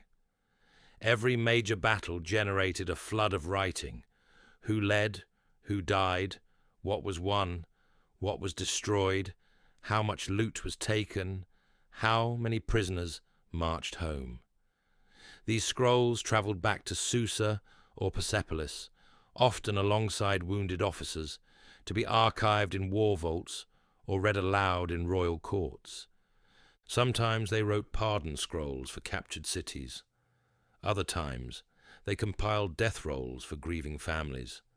In long sieges, scribes logged every day: weather, morale, supplies left, enemy movements. In swift raids, they hurried behind columns, trying to keep pace with units that moved faster than words could be written. Their scrolls did not stop for storms, nor did they complain of blisters, cold, or boredom. They were expected to endure, just as the warriors did. Even off the battlefield, the scribes continued their work. They managed payments, not just salaries, but land allotments granted to veterans. After a war, soldiers were often rewarded with farmland or silver. Without proper records, these rewards sparked conflict. Scribes ensured that allocations were fair, registered, and stamped. If a veteran died, His next of kin might claim his reward, again verified by the scribe's ledger. They also kept disciplinary logs, floggings, desertions, bravery citations, mutinies, and insubordination. All were written, often signed by commanding officers. These records determined whether a soldier was imprisoned, promoted, exiled, or pardoned, and they followed the man long after the war, often into civilian life. A soldier with a decorated record might receive preferential tax treatment or temple honors. One with a checkered past might find doors quietly closed.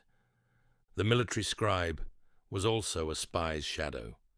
Though espionage fell under different departments, often overseen by the king's eyes and ears, scribes sometimes transcribed intercepted letters, translated coded messages, or registered foreign informants' testimony. In field offices, scribes kept redacted archives, with some scrolls for general military review, others locked for higher officers. They knew what should be spoken and what should remain uninked. Even the physical symbols of conquest passed through their hands. When cities surrendered, their tributes were counted by scribes. Silver was weighed, jewels logged, livestock tallied, hostages' names recorded, every sack of wheat, every prisoner taken, every burned altar. It was the scribe who turned devastation into documentation.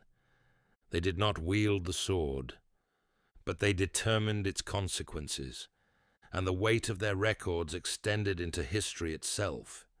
Centuries later, when archaeologists unearthed battle reports, war payments, or garrison logs etched into clay, they glimpsed not generals, but scribes, the fingerprints of those who stood in the shadow of strategy, rendering empires into numbers and names.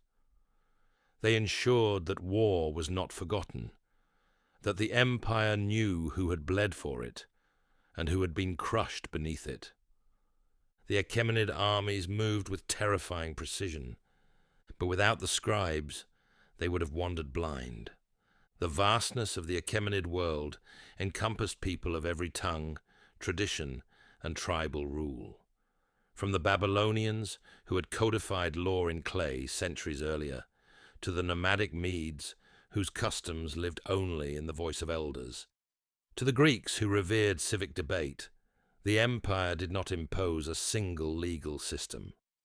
It practiced legal pluralism, a tapestry of traditions stitched together by scribal mediation. It was the scribe who understood the bridge between local law and imperial will.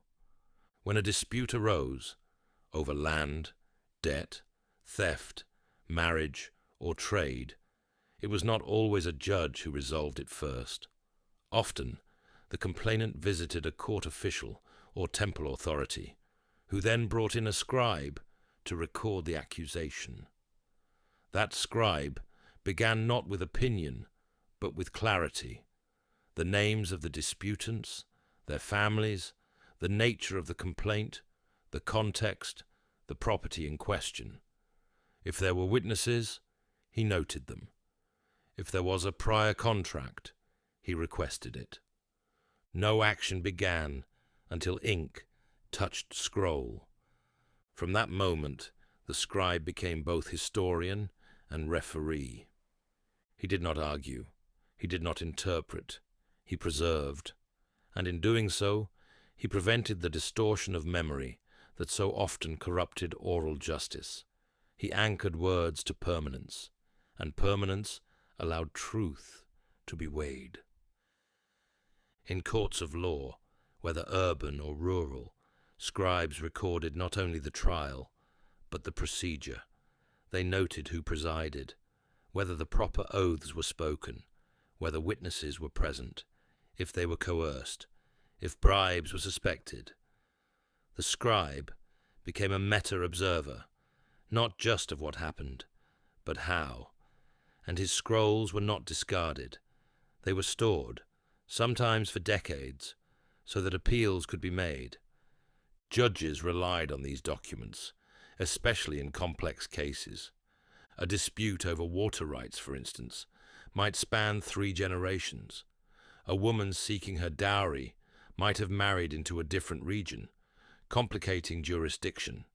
In such matters, it was the archival scribes, those who maintained old records, who retrieved the scrolls, found the precedent, and read it aloud.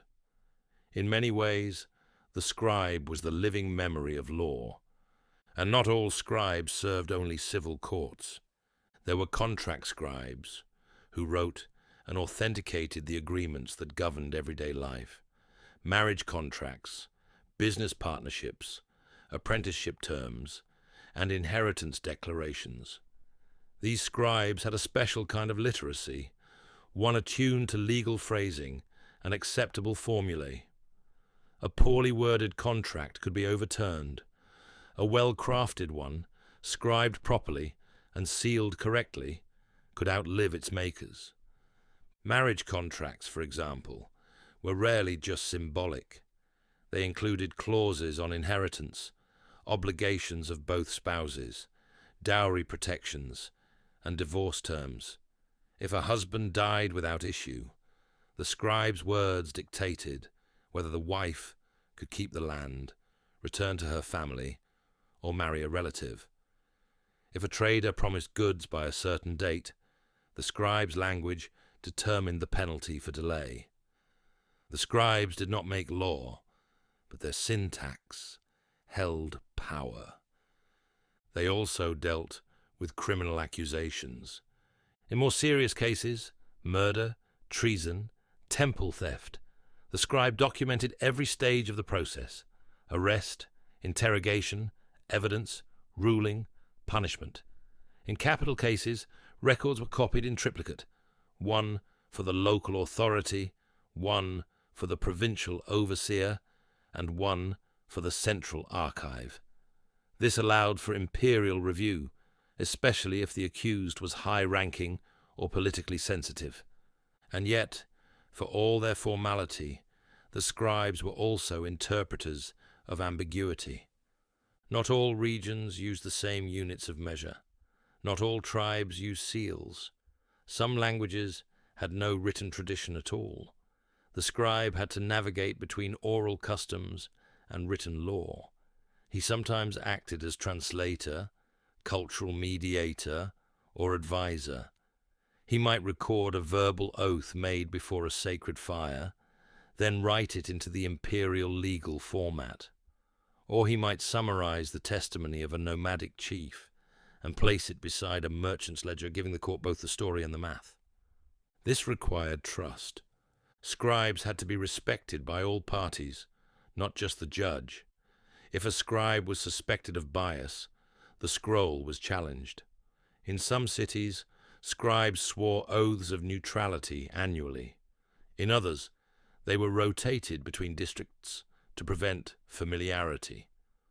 The integrity of the law depended on the integrity of the hand that recorded it.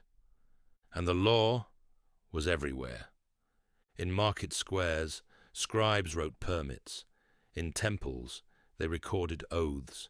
In palaces, they logged decrees. In villages, they wrote down boundary agreements scratched into clay. Law did not live only in marble halls. It lived in the everyday, the mundane, the forgotten, and the scribe followed it, wherever it breathed. But perhaps the scribe's greatest contribution to justice was not his writing, but his refusal to forget. When tyrants tried to erase past debts, the scribe produced the old records. When lies became convenient, he opened the sealed scrolls. When new laws were made, he compared them with the old and quietly pointed out the contradiction. He was not the voice of law, but he was its memory.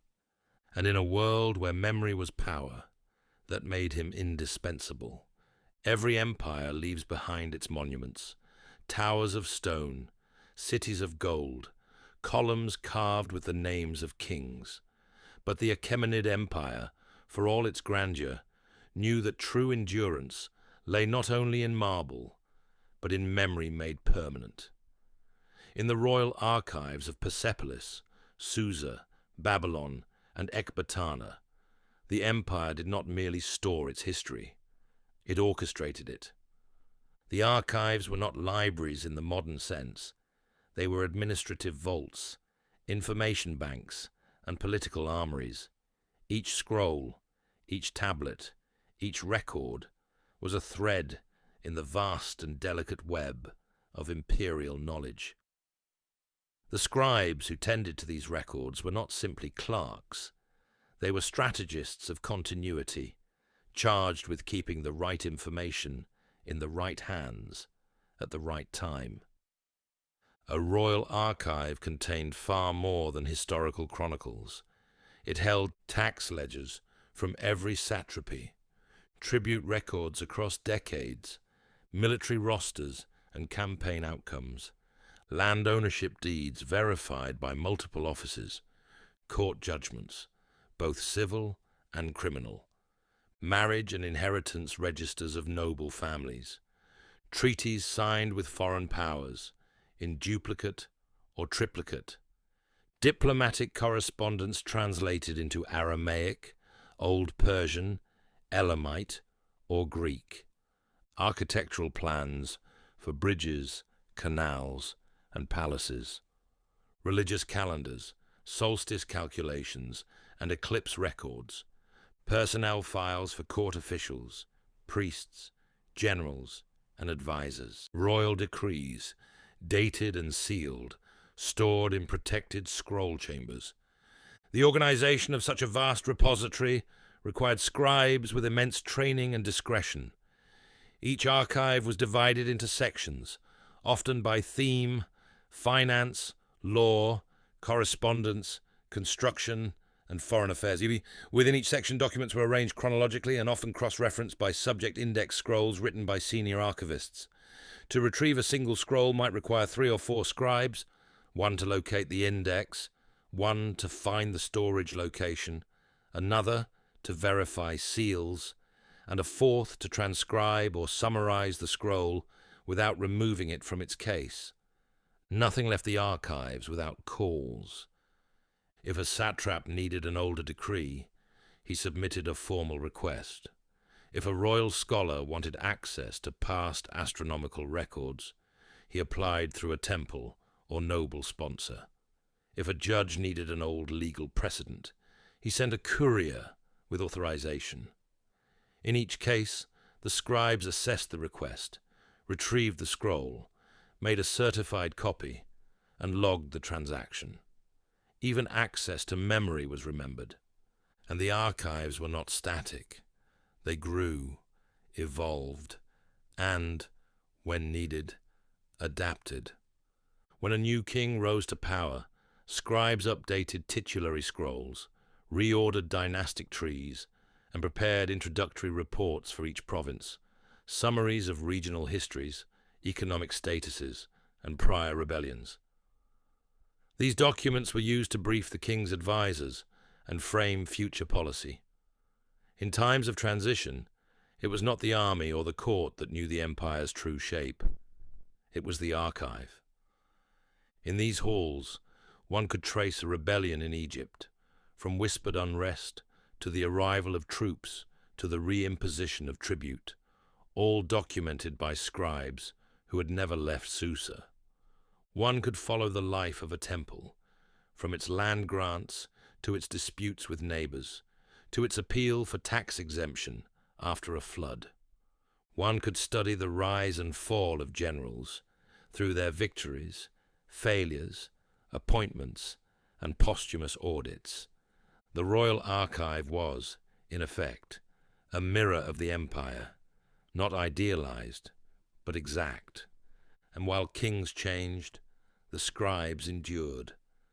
Some families served as scribes across generations, passing down not only literacy, but archival philosophy, how to write clearly, how to classify, how to recognize forgeries, how to encode sensitive messages, how to summarize complex decisions in a single scroll with the right mix of detail and discretion. Discretion was critical. Some records were sealed for royal eyes only.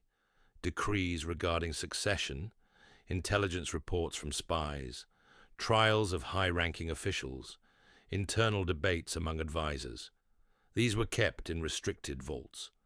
Only a few master scribes had access, and they were often required to take binding oaths, invoking both the gods and the throne.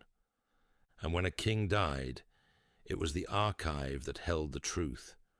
Who he had favored, what laws he had passed, what debts remained, who owed what, and where.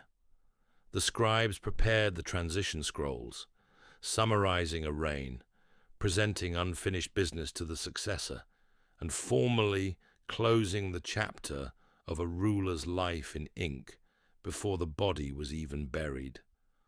Sometimes the scribes themselves became victims of history. When Alexander the Great stormed Persepolis and set fire to its palaces, much of the archive was lost. Charred scrolls, cracked clay, names and events turned to dust, but fragments survived. Records of rations paid to workers, lists of artisans, sealed correspondence between administrators. Enough to tell us that these scribes had once been omniscient within their world, even if we now know only their ashes. Yet their spirit endures in the very idea of record-keeping. In every modern archive, in every court transcript, in every tax form, in every oath transcribed and filed. They were the memory keepers of empire, and without them, the empire would have forgotten itself. To become a scribe in Achaemenid Persia was to commit not simply to writing, but to a lifetime of structured thought, civic responsibility, and spiritual discipline. It was a calling that demanded mastery of language, mathematics, law, geography, and human behavior. And because the scribes' mistakes could topple balance in cities or lead armies astray, training was unrelenting. The path often began in childhood. Boys, sometimes girls in temple environments, were identified by literate families, priesthoods, or noble patrons for their potential. It wasn't enough to show intelligence. A prospective scribe needed memory, patience, manual precision, and above all, obedience to structure. Initial training was usually conducted in a house of writing, a humble school space attached to a temple, court, or noble estate. Here, the students began their education not with grand concepts, but with the alphabet, or more precisely, alphabets.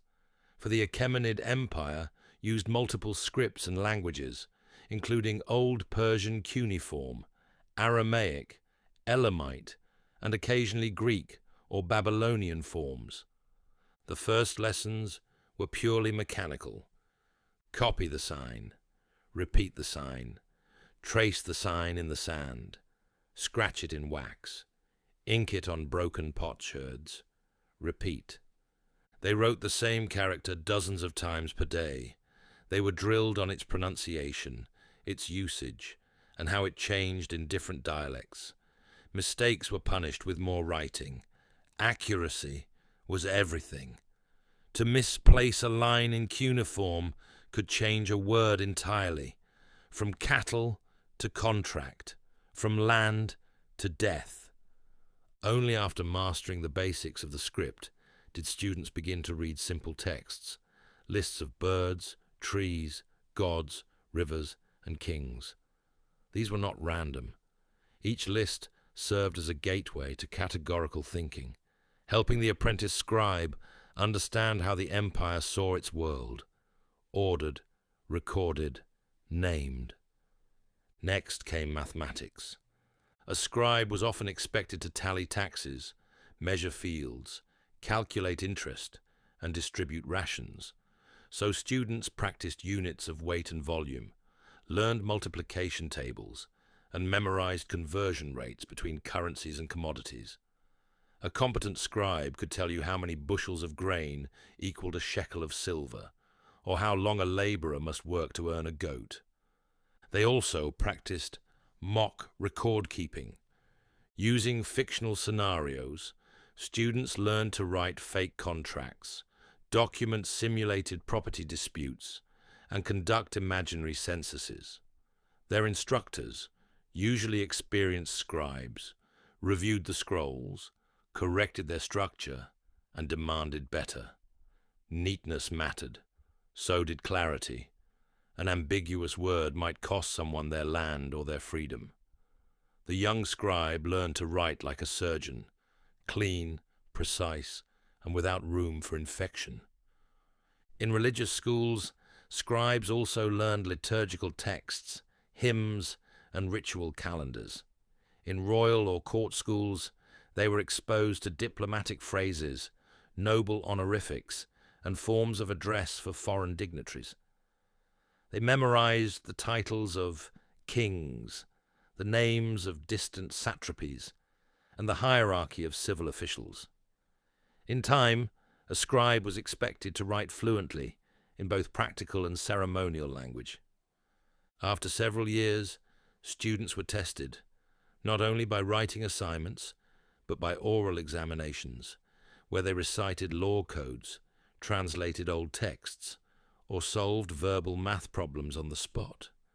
Those who passed became junior scribes, allowed to assist their masters in real duties, copying scrolls, organizing archives, preparing ink, checking records for accuracy. And here, a second phase of training began, the apprenticeship. Now immersed in live documents, the apprentice saw how law was applied, how disputes were negotiated, how tribute was measured, and how scrolls were protected. They learned to listen before writing, to filter gossip from fact, to notice inconsistencies between declarations and documentation.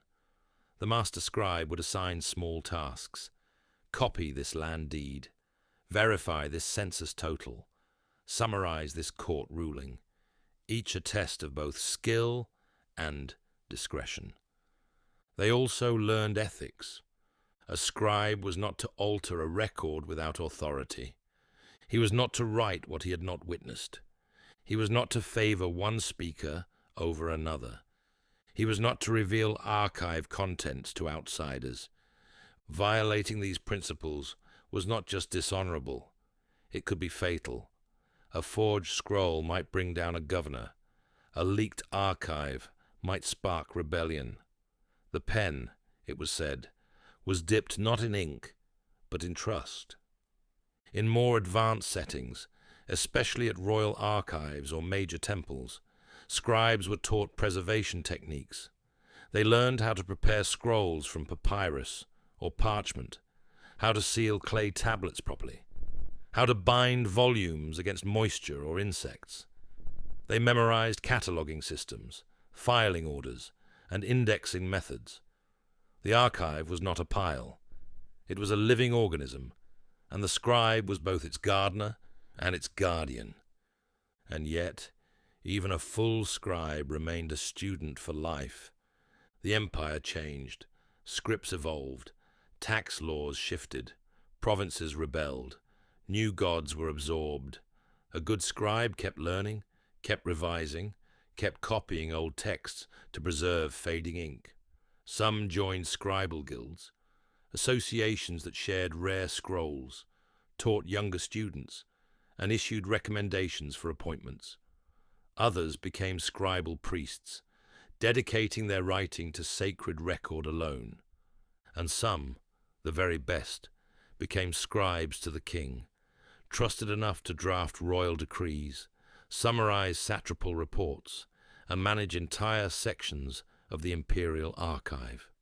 These men were invisible pillars of power, known by few, but relied upon by all. What they knew, they taught. What they taught, they etched. And what they etched still whispers across time. The Achaemenid kings understood that memory, when carefully curated, could be power. It was not enough to win battles. They had to be remembered as divinely justified. It was not enough to rule justly. They had to be seen as chosen. It was not enough to govern an empire. They had to inscribe it into the minds of subject peoples, foreign enemies, and unborn generations. For this, the kings turned not only to sculptors or stonemasons, but to their scribes. The scribes were the authors of imperial narrative, and their canvas was stone. The most famous of these efforts is the Behistun inscription, commissioned by Darius the Great and carved into a cliffside over 100 meters above the plains below. It tells of his lineage, his divine right to rule, the rebellions he crushed, and the traitors he punished. But what makes it more than boast is its scribal brilliance. The entire message is written in 3 languages, Old Persian, Elamite, and Babylonian, so that it could be read by the multilingual peoples of the empire. This was a scribal masterstroke. The scribes did not merely translate. They localized the message, ensuring that each version was not just a copy, but a cultural mirror. The Babylonian version included idioms familiar to Mesopotamian readers. The Elamite script respected regional syntax. The Old Persian version was bold, declarative, kingly. All versions reinforced a single truth. Darius was king, not because he seized the throne, but because Ahura Mazda ordained it, and the enemies of order were punished. These messages were not subtle. They were meant to shock and awe. And they were carved not on scrolls, but on cliffs, palace facades, gateway pillars, and temple walls. Scribes worked closely with stonecutters, dictating letter forms, reviewing drafts, and sometimes standing beside artisans to ensure that spacing, spelling, and structure matched royal intent. For these were not decorative carvings. They were legal texts, spiritual declarations, and political messages made immortal. Scribes also composed commemorative texts. When a palace was built, the scribe inscribed who commissioned it, what materials were used, how long it took, and what gods were thanked. When a road was completed, he wrote who had ordered it, what provinces it crossed, and how it united the realm. These inscriptions served not only as public record, but as reminders of the king's generosity, that every bridge, garden, aqueduct, or treasury was an act of royal benevolence, made possible by divine favor and administrative brilliance.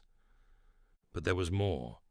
Scribes also crafted foundational texts, buried in stone boxes beneath buildings, detailing the day of founding, the orientation of walls, and the rituals performed at the start of construction.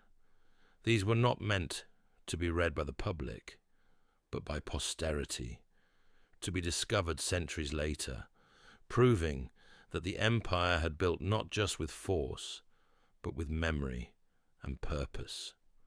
These texts were carefully worded.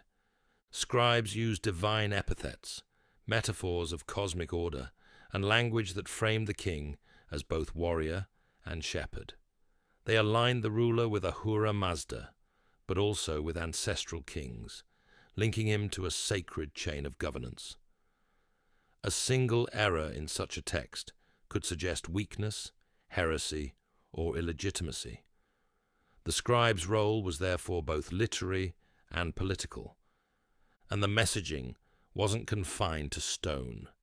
Royal decrees, especially those aimed at newly conquered peoples, were often published in the public squares of major cities, read aloud by heralds, and sometimes distributed as written proclamations. In Egypt, Scribes adapted messages into demotic script. In Anatolia, they employed local dialects. In some cases, imperial messages were carved into cylinder seals and sent with envoys, miniature documents bearing the king's voice. Scribes even shaped how history would be remembered. They compiled king lists, curated versions of past reigns, edited chronicles, and decided what to omit or emphasize. When a king wished to distance himself from a predecessor, scribes were instructed to suppress certain documents or rewrite them with alternative interpretations. When a rebellion was crushed, the scribe might describe it not as treason, but as a misguided episode that ended in mercy, or alternatively, as an evil defeated by divine light. In this way, the scribe became not only the empire's recorder, but its historian, its poet, and its spin doctor. This control over the written word allowed the Achaemenid state to maintain ideological coherence across vast distances. A subject in Sardis might hear the same message as one in Bactria, that the king was just, that the gods were pleased, that order had triumphed, and that all was known, written, and preserved by scribes who saw everything. Even in death, the scribes' hands shaped perception. Tombs bore inscriptions, not only praising the kings within, but detailing their virtues, victories, and cosmic favor. The tomb of Darius at Nakshi Rustam proclaims his justice, his lineage, his dominion, and his faith. Every word was chosen to frame the king's memory, not as a mortal, but as a pillar of universal order. The scribe, unseen behind the chisel, orchestrated that eternity. In the Achaemenid Empire, diplomacy was not a matter of handshakes and gifts alone. It was a carefully choreographed performance of language, ritual, and record. And central to this performance was the scribe. He was the translator, the treaty architect, the archivist, and the invisible moderator between cultures. The empire's vast reach, from Libya to the Indus Valley, meant that its diplomacy required linguistic flexibility and political finesse. Scribes were the keystones of this system. Their role was not only to translate, but to transmit power with precision, to ensure that a message sent from Susa arrived in the court of a Greek tyrant or Indian prince, unaltered in spirit, yet perfectly local in form. They began with language. The empire officially used Old Persian, Elamite, and Babylonian for inscriptions and state documents, but diplomatic scribes were also trained in Aramaic, which served as the lingua franca across much of the empire's territories. Aramaic scribes were the empire's cross-cultural specialists, equally at home drafting correspondence to a Phoenician port governor or responding to an envoy from Jerusalem. These scribes often worked in pairs, one fluent in the source language, the other in the target language. They composed side-by-side versions of texts, meticulously aligning phrases, verifying metaphors, and discussing how certain legal or cultural terms translated across belief systems. A careless rendering of a religious term could offend. An imprecise clause could cause war. Their success depended on more than grammar. It depended on diplomatic instinct. And then there were treaties. When a pact was made, be it for trade, military alliance, or territorial agreement, the scribes drafted it in multiple scripts, often in the presence of both parties, with witnesses present and oaths sworn. These documents were not just formalities, they were binding instruments, sealed with the authority of both rulers and sometimes the gods. A treaty between Persia and a Greek city-state, for example, might begin with affirmations of mutual respect, followed by clauses on tribute, obligations in times of war, trade rights, dispute mechanisms, and timelines. The Persian version would likely reference Ahura Mazda, the Greek version Zeus or Apollo. The scribes had to respect religious frameworks without compromising imperial policy. Scribes also kept copies of every treaty, one in the empire's central archive, one in the regional satrapy, and often one with the temple or noble house involved. These scrolls could later be retrieved if the terms were broken. In fact, scribes frequently served as witnesses in diplomatic disputes, opening the scroll, reading its terms, and testifying to the original agreement. They also prepared gifts and greetings. When a foreign envoy arrived, scribes drafted welcome messages, prepared scrolls of lineage and titles to read aloud, and even composed poetic praises of the king or city being honored. These messages were often flowery, full of metaphor and celestial imagery, calling the king the sun of justice or the mountain whose shadow brings peace. This was more than diplomacy. It was performance, and scribes were the scriptwriters. Some scribes traveled with diplomatic missions abroad. These were elite scribes, polyglots, deeply trained, culturally astute. They carried scrolls, seals, and reference records. They listened to foreign rulers' complaints, clarified misunderstandings, and returned home with reports that shaped imperial foreign policy. In this way, scribes functioned as intelligence gatherers as well. Even foreign scripts were studied. Scribes in the royal schools practiced copying Egyptian hieroglyphs, Phoenician letters, Greek syllabary, and Indian Brahmi.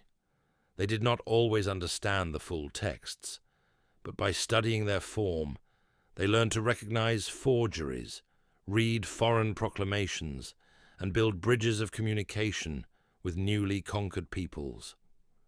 When Egypt was brought under Achaemenid rule, scribes worked with native priests to ensure that royal messages were rendered into demotic Egyptian. When Cyrus the Great conquered Babylon, he issued his famous cylinder in Akkadian cuneiform, a gesture crafted with scribal precision to reassure the Babylonians of continuity and legitimacy. This wasn't just about language. It was about belonging. Scribes ensured that subject peoples saw the Persian king not as a distant foreigner, but as a ruler who understood their world. And when rebellions flared, it was often because the messaging had failed, when tribute was mishandled, when oaths were forgotten, when a treaty's nuance was lost. In such cases, scribes were sent to repair trust, clarify terms, and restore the document's authority. Their offices in capital cities were filled with scroll racks, ink pots, wax seals, translation charts, and multilingual lexicons. Scribes met regularly to discuss terminology, refine phrasing, and debate the implications of certain metaphors. Some words, after all, could change a ruler's tone from conciliatory to commanding. Others could turn a request into a demand. Scribes knew the weight of a word, and they wielded it with care. Their scrolls were not meant to survive eternity in stone, but they did shape it, creating alliances, preserving peace, expanding trade, and sometimes preventing war with nothing but a well-written clause. The fall of the Achaemenid Empire, in the wake of Alexander the Great's conquest, was not a single moment, but a long unraveling. Armies clashed, cities burned, thrones changed. Yet perhaps the greatest loss came not in blood, but in memory, as the delicate, intricate web of Persian administration, stitched over centuries by scribes, began to tear. When Alexander's armies entered Persepolis, they did more than seize the treasures of the great king. They ignited the great palace archive, where tens of thousands of administrative texts had been carefully stored, copied, and curated. The fire that consumed the royal complex also devoured the scribes' work, ration logs, correspondence, law codes, tribute records, census rolls, and centuries of data that had guided the empire's lifeblood. But the fire was not the only force of erasure. Equally destructive was the cultural transition that followed. Alexander sought to present himself as a new kind of king, one who embraced Persian customs while introducing Hellenistic models of governance. This dual identity placed the Persian scribal class in a precarious position. Their authority had stemmed from their mastery of imperial forms, the writing systems, titles, legal traditions, and administrative rituals of the Achaemenid court. With the arrival of Greek rule, much of that context disappeared. The Greek alphabet replaced Aramaic in administrative records. Local Greek officials, unfamiliar with Persian record-keeping systems, often saw the scribes as antiquated, their scrolls unintelligible, their structure too complex. New satraps, appointed by Alexander, brought their own clerks and advisors, who imposed simplified tax systems and prioritized military control over bureaucratic continuity. Some Persian scribes adapted. They began to learn Greek. They restructured their offices to reflect Hellenistic norms. In some places, especially Babylon and Susa, scribes continued to record temple activity or local contracts, blending Persian tradition with Seleucid formats. But many of the imperial functions of the scribe, the grand archiving, the multilingual diplomacy, the philosophical legal writing, fell into disuse. Scrolls were left uncopied, seals cracked, laws were forgotten, and yet remnants survived. In the ruins of Persepolis, archaeologists discovered the Persepolis fortification tablets, clay records that escaped destruction, perhaps buried or sealed away. They revealed detailed ration accounts, workforce tracking, and storage inventories. They showed that at the height of its power, the empire ran on hyper-organized scribal systems, where every goat, every jar of wine, every courier's route was logged and sealed. These remnants allowed modern scholars to reconstruct the scope and sophistication of Persian bureaucracy. Without them, we would know far less of how the empire truly operated. But while the Hellenistic world largely ignored the Persian scribal system, the Parthians and Sassanids, centuries later, sought to revive aspects of it. During the rise of the Sasanian Empire, particularly under rulers like Ardashir I and Shapur I, a renewed emphasis was placed on record-keeping, law, and statecraft. They built their own archives, created codified laws, and emphasized Zoroastrian religious documentation. In doing so, they drew inspiration, not always directly, from the memory of the Achaemenids. It was less a restoration and more a reinvention. Even in the Islamic period, Persian administrative genius lived on. Many Abbasid bureaucrats, writing in Arabic centuries later, praised the orderliness of Persian governance. Some adapted Persian titles, mimicked their tax divisions, and admired their postal systems. And in the literary imagination, Persian scribes became symbols of wisdom and discretion, appearing in poetry, fables, and political treatises. But the original scribes, the men who served Darius and Xerxes, who stood in the shadow of kings, who translated truth into ink, vanished. Their names, if ever recorded, were never inscribed on monuments. They did not build temples or lead armies. Their legacy was not shouted, but written, and writing is fragile. Yet, in that fragility lies a paradox, because while the empire fell, and the archives burned, and the language faded, the very act of writing, of recording, of preserving, of caring for the word, survived. It passed through generations, through empires, through scripts and alphabets and tongues. It lived in the hearts of scholars and clerics, in the hands of lawyers and merchants, in the offices of kings and courts across the world. The scribes of the Shah may have disappeared from the world stage, but their philosophy endured. That memory matters, that order has a shape, and that truth, when inked, can last longer than stone. And so, in every archive that shelters scrolls, in every seal pressed into wax, in every ledger of land and labor, in every treaty signed and stored, they are still there, watching, whispering,